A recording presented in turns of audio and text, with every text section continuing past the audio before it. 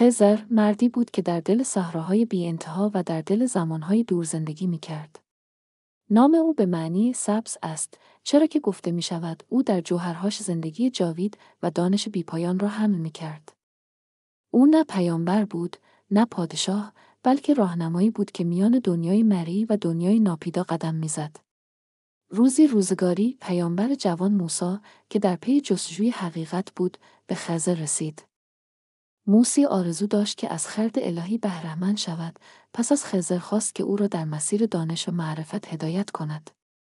خضر به موسی هشدار داد که دانشی که به او می‌دهد نه آسان است و نه همیشه قابل فهم.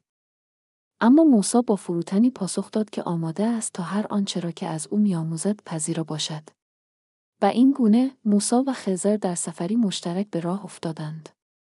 در طول سفر خضر کارهایی انجام داد که ذهن موسی را در حیرت فرو برد. او یک قایق را خراب کرد، یک پسر جوان را کشت و دیواری را در یک روستای بی احترام تعمیر کرد. موسی هر بار در مواجهه با این رفتارها از او پرسید که چرا چنین کارهایی انجام می دهد، چرا که این اعمال در ظاهر بی‌عدالتی به نظر می رسیدند. آنگاه خضر به موسی گفت آن قایق را از دست پادشاه ستمگر نجات دادم، آن پسر جوان در آینده‌ای نزدیک به والدینش درد و رنج می آورد. و آن دیوار گنجی را پنهان می کرد که برای یتیمان بود که در آینده به آن نیاز داشتند. موسی از شنیدن این توضیحات شگفت‌زده شد. او آموخت که بسیاری از حقایق نه با دیدگاه انسانی بلکه با دید الهی قابل فهم هستند. دانشی که خضر داشت نه در ظاهر اعمال بلکه در حقیقتی عمیق و پنهان نهفته بود.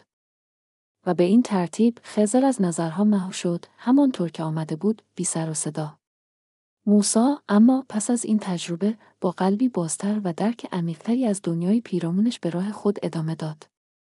خضر همچنان به عنوان نمادی از خرد الهی و نماد جستجوی حقیقت در دل تاریخ باقی ماند.